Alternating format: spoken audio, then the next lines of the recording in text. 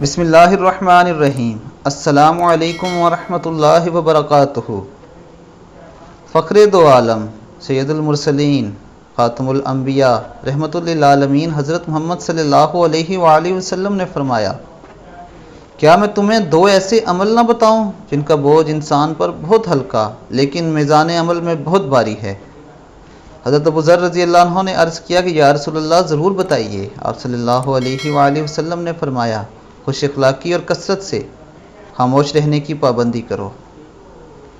دوستو، نبی اکرم صلی اللہ علیہ وآلہ وسلم کی بہت سی ایسی حدیث موجود ہیں جس میں انسان کو خوش اخلاقی کے لیے درس دیا گیا ہے۔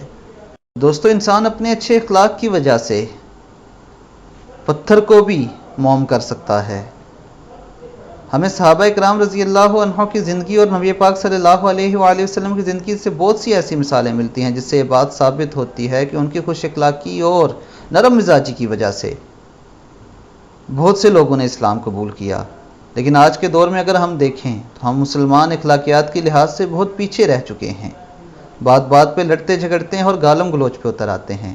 اس لیے میری آپ سب سے یہ گزارش ہے کہ اپنے اخلاق کو اچھا کریں اور نبی اکرم صلی اللہ علیہ وآلہ وسلم کی اس حدیث پر عمل کریں۔ اب تک کے لیے اتنا ہی، اپنا بہت خیال رکھیں۔